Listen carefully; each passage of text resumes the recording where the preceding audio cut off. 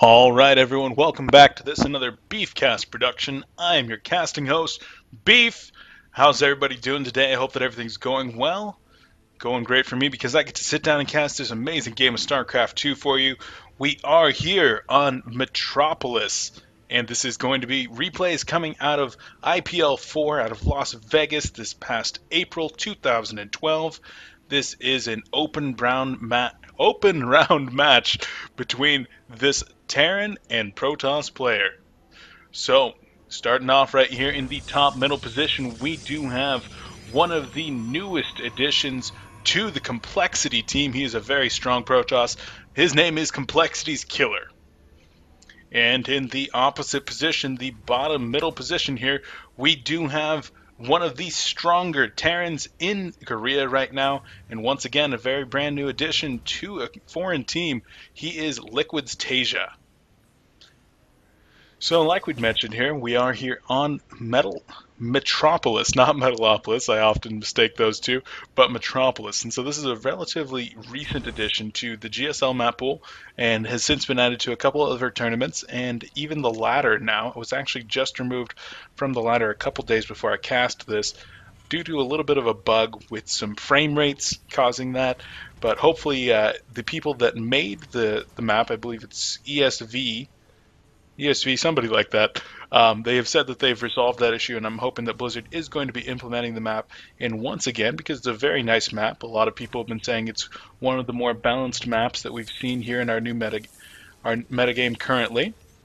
So hoping that they get this back in here. But yeah, both of these players very strong. Both of them, like I said, very new additions to a couple of foreign teams and doing very well for those foreign teams. Taeja has actually just qualified into the round of 8 in the current GSL Season 2 of 2012 and is looking very, very strong. And Killer not doing quite that well, but having a good show in a couple of these recent foreign tournaments. But let's get into this match right here. We saw that our Protoss player Killer was able to get into this base right here. He was able to scout around, do a little bit of harassment, delayed the barracks for just a second by having to force that SCV off it for a moment. But what he's done right here with this pylon, he's put that into the position that there will not immediately be able to drop an add-on right there. And seeing that early gas, he knows that the Terran player wants to be able to drop an early add-on. So getting a couple of those Marines out there, not even canceling the pylon, this is going to delay it for as long as possible. With the probe even going up and down there, getting a couple of those shield hits on the probe, not taking any hull damage, and forcing that add-on to be delayed as long as possible. However, we do see the factory has gone down instead in a very odd position over here, not going to be taking use of anything like the barracks, so this will likely be some kind of Banshee play. He's probably going to be dropping a tech lab and a starport first as soon as this happens, as soon as the factory completes over here, so we'll have to be on the lookout for that. And there's the starport, so that is what we are going to be looking at. Let's go ahead and bring that up. So we do see the SCV over here has gone ahead and tried to get a little bit of a scout in, but very wisely the Stalker is going to make its way over there. Looking into the base, we do see a single gas along with a 1 gate and warp gate research going to be starting as soon as that SCV is eliminated. We're going to be having that Nexus be dropped by our Protoss player.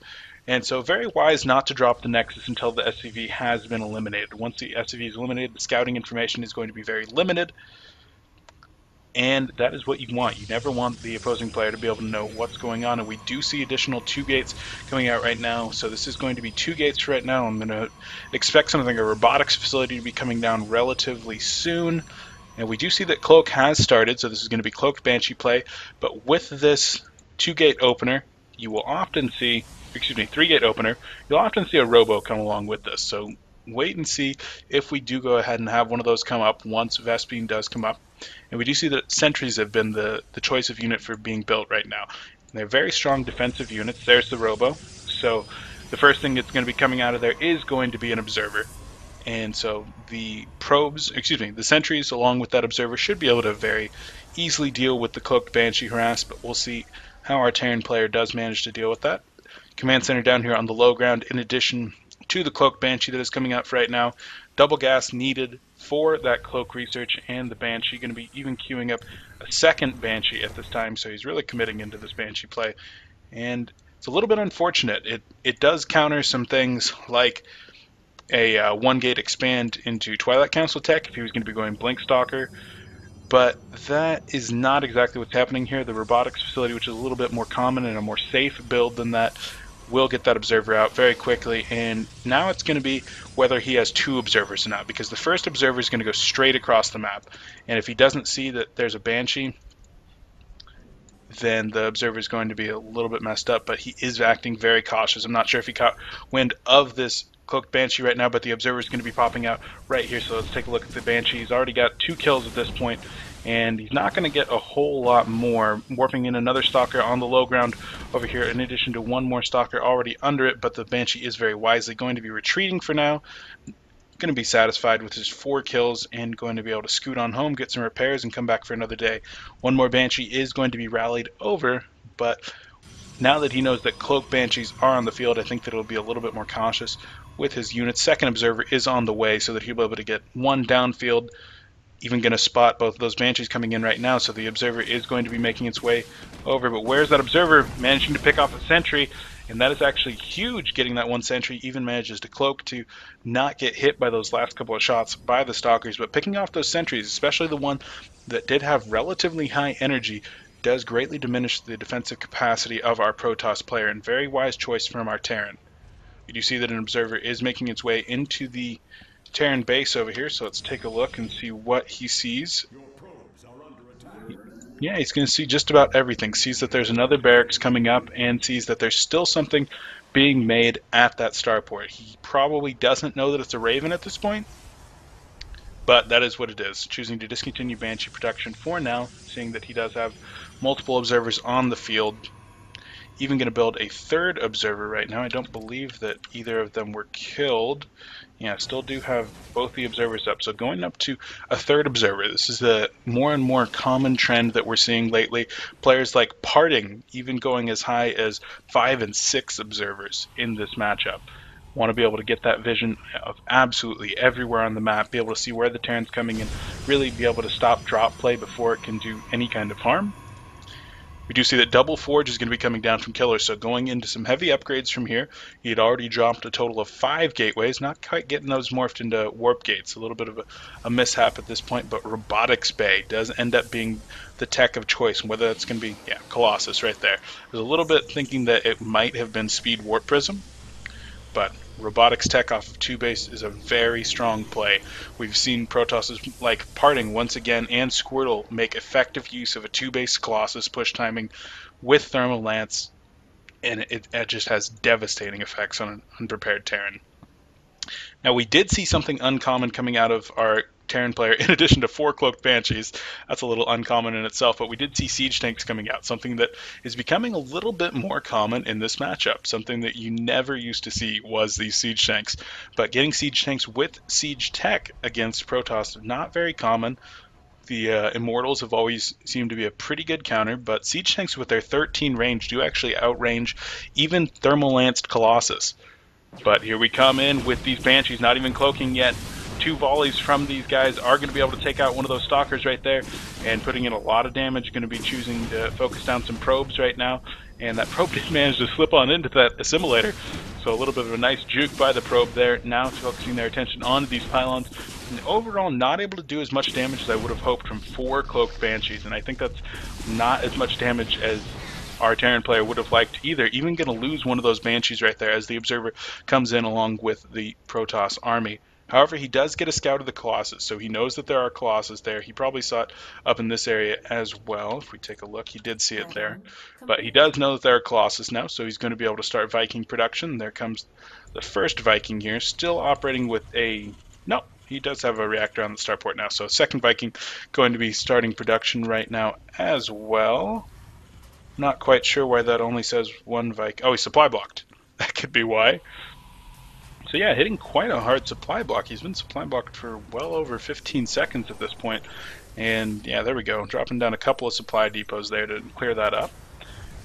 We do see that our Protoss player has just completed his next Nexus over here. All these probes going to be able to start mining right away, getting a couple of photon cannons down as well to go ahead and get some production from drops or that Banshee play. And I'd say that our Protoss player for the moment is going to be in a relatively strong advantage. he does have double upgrades on the way, along with Templar Tech and Colossi in production. Our Terran player is just taking his third right now, so a little bit behind in the economic advantage, but he does have a significant supply lead. However, he does not have very good upgrades. Just starting +1 armor, just starting +2 weapons, so he's going to be relatively far behind right now. But with this small Sky Terran contingent over here, we'll see if he's going to be able to make anything happen. Those Vikings are going to be able to put a good amount of pressure onto the Colossi if they do manage to come over. And the Raven does have enough energy for quite a few point defense drones. Going to be able to drop 2-point defense drones or a point defense drone and a couple of auto turrets. So we'll see how he goes ahead and chooses to engage here. I'd like to see a point defense drone get dropped, and then he'll be able to go ahead and start taking out those stalkers. Very nice job with that point defense drone, but he's going to be walking out of its field of effectiveness right here, so he needs to be careful with these units. The Raven is also going to be able to spot any kind of observers that are in the area, and the Vikings are going to be able to take them out very quickly in probably just one volley. So I actually do like our harassment here from the Terran player, very much so. He was even moving out with his bio ball at the same time. One Marine going to be stimming in here just to confirm that there is a third base, which he sees just before his timely demise. But Storm Tech is going to be finishing up very soon here. Already have a couple of Templar out, probably have, extra probe there. A little bit of a mishap, but nothing too big. Once again, point defense drone still there. I'm trying to see, no. Normally you would see some Templars interspersed next to the mineral line so that if any drops came into the field, you get a feedback immediately on the medevac, and that is a very effective way to minimize the effectiveness of drops. But we do see that after going Viking Tech, he hasn't produced too many of these Vikings at this point. Not going to overcommit to those since there are only about 3 Colossi, but I'd like to see a couple more at this point. But going to be having a pretty large drop in the front door here, actually going to be taking the Protoss player out of position, and he's probably going to move up with his other army right now, but the Zealots are going to come in and force a pickup on the ground units, but at the same time he is moving out with a couple of siege tanks, and I'm not exactly sure what these siege tanks are doing. Looks like they're just going to be donating themselves to the Protoss army. He was trying to get into a position right here for a siege up, but the Protoss player was already in position with some units to intercept, and the Protoss player is going to be moving out right now with quite a scary death ball with a couple of Colossi, some Stalkers, Zealots, Immortal, and a High Templar in the back, and there's going to be a large engagement here. The Colossi pelting damage into the Bio Ball forces the Charged Zealots going to be moving their way in there, providing a pretty effective tank, and a Storm largely on his own Zealots, not the most effective of Storms, but the units do stim up right there and try to get into the range of the Templar, take them out before they're able to drop any more Storms. Nice feedbacks going on to the medevacs, depleting their energy entirely. There is no energy left in any of these medevacs at this point, so all stim and damage is going to be permanent at this point. No healing is going to occur. This Viking is going to be taking out the last Colossus right there. Down it goes. The Immortal is going to be sacrificed along with a couple of those Zealots, and the Terran player is actually in a pretty good position right here, taking a 30 supply advantage, and he's going to be able to mount a relatively strong counterattack. So, but the problem is that without any of that energy, the splash damage from Storms, the splash damage from Colossi are very, very effective. Right now, we do see that ground armor level 3, in addition to Warp Prism speed, are going to be... Is that Warp Prism speed? I can never remember if that's Warp Prism speed or... Yeah, okay. That is Warp Prism speed, not Observer speed. They're both becoming a little bit common right now, so I can never figure out which one is which. And we do see a rather large drop coming in here right now, and he's canceling his photon cannons, knowing that those are not going to get up in time. Cancels that warp in by killing the pylon right there. Beautiful move, and he's going to be lifting off these units, try to get away, make sure that the Stalkers don't pick them off, but the Stalkers are going to get at least one of those medevacs. Got a full medevac of Marauders right there. Even one more managing to pick off the other full medevac. The only one that escapes was the empty medevac, so very unfortunate for our Terran player right there, and manages to stabilize with a supply advantage that's minimized to just 3 at this point. Actually, supply in favor of our Protoss player at this point, and finishing up plus 3/3 ground weapons for his army, whereas the other player is just starting plus 3/3. Gonna have a little bit of a timing to hit with that upgrade advantage. However, we do see that Ghost production has gone ahead and started along with personal cloaking. and I'm sure that the Mobius reactor is already done at this point, but we do see another engagement shaping up right here. The Protoss army is a little bit weak compared to the Terran army at this point. Heavy Marauder composition, the splash damage from Storms and Colossi not going to be quite as effective as if there was a heavy Marine composition, and all those concussive shells going to lend themselves very well. Nice dodge on that Storm, but the concussive shell is going to be very useful in kiting the charge lot army. So we do see that ghosts are being produced 2 at a time here. In addition, taking a planetary fortress over here at his 4th. The 5th base was forced to be evacuated by a zealot run by. And we do see that the Nexus is being warped up here at the 3 o'clock position as the 4th. 5th? 1, 2, 5. I can count, Mom. The 5th base of our Protoss player. So we do see that our Protoss has gone ahead and kept on varying his tech choices. He's going to be going back and forth between Colossi and Templar because the counters to both those units, the Ghost and the Viking, are very different. He wants to be making the Medivacs, but if he makes Medivacs, he can't be making Vikings. But he also wants to be able to make as many Ghosts as possible, but if he's making Ghosts, he probably isn't going to have the money to be making the Vikings. So a wise decision there to be tech swapping between those two, and we do see that the Speed Warp Prism is going to be coming in there for some storm drops, and the storm's going to be going down on all those mules. Those mules are all going to die. Beautiful storms, reminiscent of StarCraft 1. We do not see storm drops nearly enough in StarCraft 2, but they are very, very nice, and as somebody that does not like those mules at all, mules really good unit. I like to watch them die to storm. And Cloak coming down, beautiful EMPs on all these units. The shields are just absolutely decimated on the Protoss force right there. Still managed to get off a couple of storms, but not nearly enough. Going to be dropping a couple more Templar out of the Warp Prism in the back, but it actually does die to the Vikings. The Vikings cleaning up all the Colossi over here, and the ground units have been absolutely decimated by the Terran Fireball.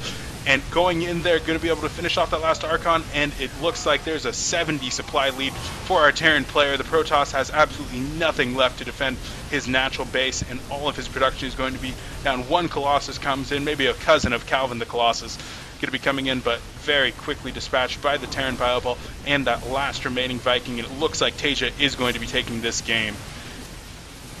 And just absolutely beautiful play right there. Oh, that is a huge Artosis pylon, unpowering 6 gateways all at the same time there. And that was a very good game out of both of these players here on Metropolis. But it looked like our Terran player just had a much better engagement there at the end. The cloaked Ghosts were able to land some absolutely beautiful EMPs. The armies were very equal at that point. Upgrades nearly equal. It was plus 3-2 for our Terran player, 3-3 for our Protoss player, and a very equal game up until that point. But those cloaked Ghosts with the EMPs and the snipes were absolutely crucial and managed to take the game for Liquid.Taeja. All right, everyone. Thank you again for watching. I've been your casting host, Beef, and make sure to check out my channel for more SC2 casts, and we'll catch you next time.